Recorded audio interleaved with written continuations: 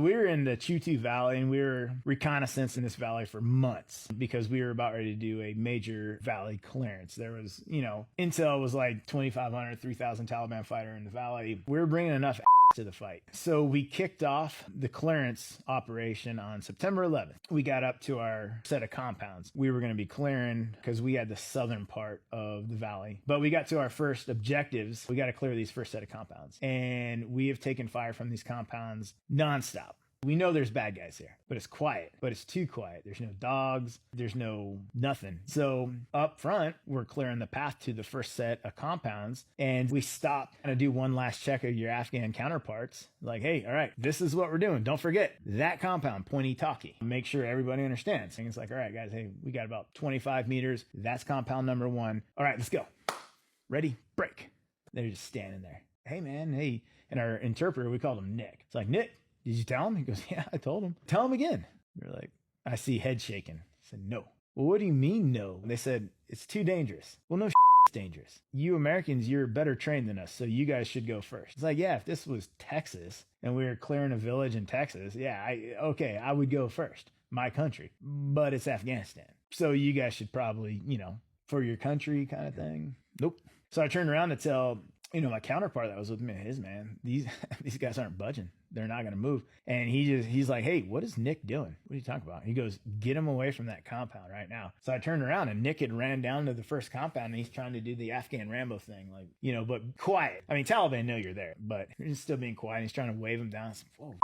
And if you lose your terp, well, you can't communicate with your partner force. And we were broken up into cells to where it was like 12 to 15 Afghans and 2 Americans. You kind of need to communicate with your partner force. So he was like, go get Nick off that doorway entrance. Go get Nick away from the breach. All right. So I was like, well, I wonder where he stepped because none of this is cleared. And we've seen animals hit IEDs around these compounds. Like, crap. So I moved down to him and I grabbed him. It's like, Nick, wrong move, dude. Move back. He goes, no. We can take this compound. Come on. They'll come now that you're here. It's like, no. We got to move back and regroup. Like this will be completely unorganized and chaotic. And we don't want that. Clearance should be smooth. So I pulled him away from the breach point. And you don't ever want to have your blind side to the unknown. And so my blind side at that time was when I pulled Nick away and I pointed back to where to go. So now my side is exposed to the breach. And all someone has to do is just poke an AK-47 out there, spray, and I'm going to take some rounds in my side and I'm dead. So you put your plates to the unknown and your gun to the unknown. So I cover his movement back to where all the guys were at. And then I caught something out of the corner of my eye. It's like movement. I don't know if it was a dog. I don't know if it's a person. Because you're in bad guy territory. They're watching you. You can hear them on ICOM chatter. And I see this movement. So I step inside the breach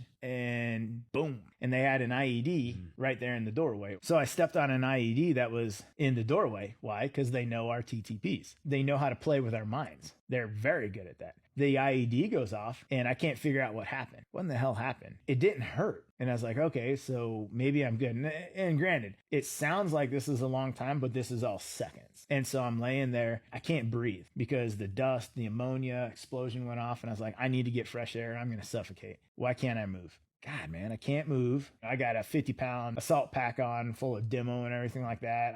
Got my M4 and everything. I'm a heavy dude, but I can't move. So now I'm getting pissed. It's like, why can't I get up? Every time I try and get up, I keep falling over. So I'm able to calm myself down. This can't be that bad. What happened? Then as the dust starts to clear, I look down and my boot was at a 90-degree angle to my leg. And I remember I was like, how'd that happen? I didn't take my boot off or anything. So again, real curious dude over here.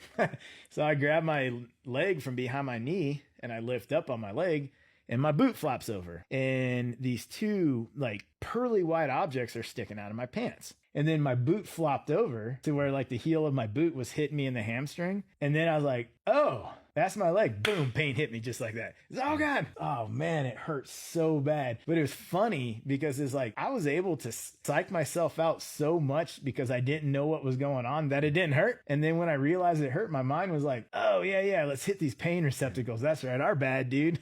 We should have been doing this whole time. And man, so you do the whole thing you see on movies, medic, I'm down, stuff like that. But it was crazy how it was like, it didn't hurt at first.